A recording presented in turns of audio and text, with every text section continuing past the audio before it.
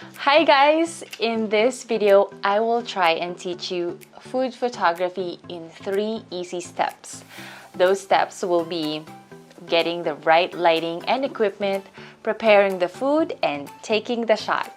My name is Rose. I am a food photographer and videographer. I am also an online course creator and co-creator of FPS Online. So, let's go!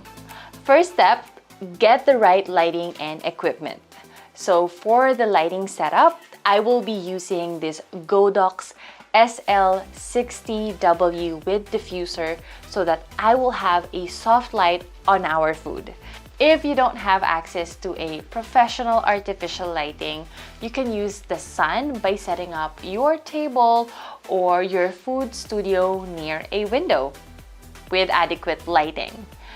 If the sunlight is too harsh, you can use a white curtain or thin white blanket to diffuse the light, giving your food a soft lighting. So next, I will be using a table, a backdrop, and some props to make the food visually interesting and to somehow tell a story. Remember, photography means drawing with light. So pay good attention to your lighting when shooting food photography. Now for the equipment, I will be using a camera with a macro lens so I can get a nice bokeh and close-up shot of the food.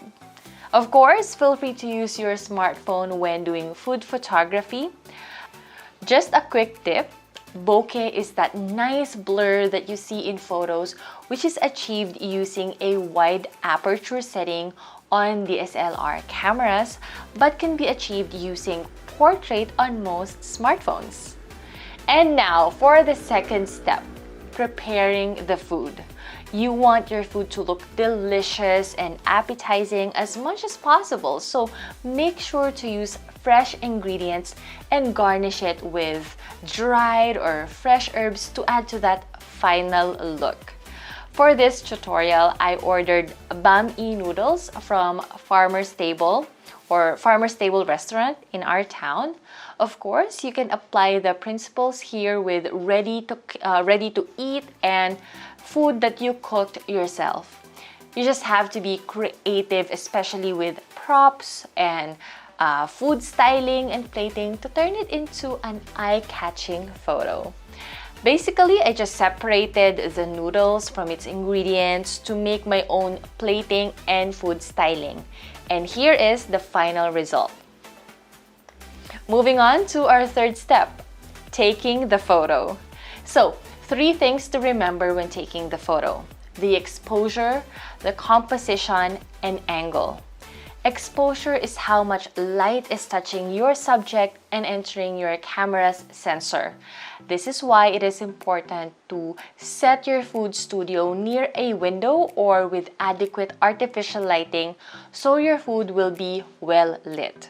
Now, if you are using a DSLR for the first time, you can start with the auto mode or the auto setting. If you are using a smartphone, you can simply use the built-in camera and adjust the exposure, usually by touching the screen and dragging up and down. Once your exposure looks good, you need to compose your shot intentionally. The most common composition techniques are symmetry, when your food is at the center and everything is in proportion. Next is the rule of thirds, where you use this grid line as a guide and position your food or subject at the third line or intersection. There's also layering, where you use layers to add texture and interest to your overall photo, and the use of shapes and lines to draw your viewer's eyes or to lead your viewer's eyes into the subject. Of course, there are more, but these composition techniques are good starting points. Next is the angle. You can take your food photos using these 4 angles. First is the overhead or top view. This is common and famous in Instagram, where you take photos of your food using this position or this angle. Next is the 45 to 75 degrees angle. Then the straight on or lens level. And finally, the close-up or details angle or detail shot. Basically, that is it. Just remember that in food photography, your goal is to make it look appetizing and inviting. I am sure you've heard the saying, we eat with our eyes first. And of course, make sure that it is well exposed and balanced looking. Don't be discouraged if you don't achieve the image that you are aiming for the first time. The secret to food photography and any other skill is practice. And that is your 3 easy steps in food photography. Practice, learn from your mistakes, and your results will improve with every shoot. I hope that was fun and you learned something new.